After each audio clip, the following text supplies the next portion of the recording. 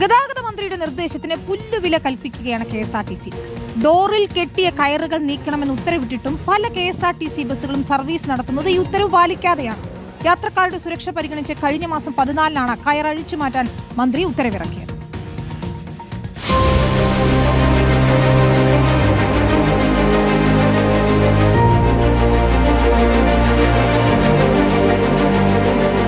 KSRTC ബസ്സുകളുടെ തുറന്നു കിടക്കുന്ന വാതിൽ വേഗത്തിൽ അടയ്ക്കുന്നതിനായാണ് കയർ കെട്ടിയിട്ടുള്ളത്.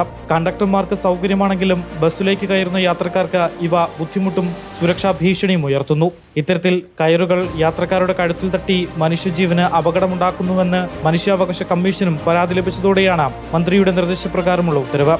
എല്ലാ ബസിന്റെ ഡോറുകളിൽ നിന്നും കയർ, പ്ലാസ്റ്റിക് ചരടുകൾ, വള്ളികൾ തുടങ്ങിയവ നീക്കം ചെയ്യണമെന്ന് KSRTC മെക്കാനിക്കൽ എഞ്ചിനീയർ ഉത്തരവിട്ടു. പക്ഷേ ഉത്തരവ് ജീവനക്കാർ കണ്ടില്ലെന്ന മട്ടാണ്.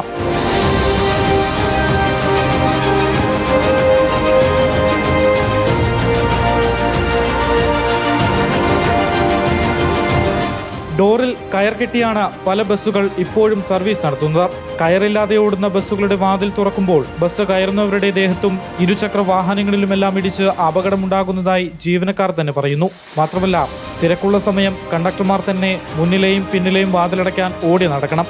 കയറിന് പകരം എന്തുപയോഗിക്കണമെന്ന കാര്യത്തിൽ KSRTC അധികൃതർക്കും വ്യക്തതയില്ല.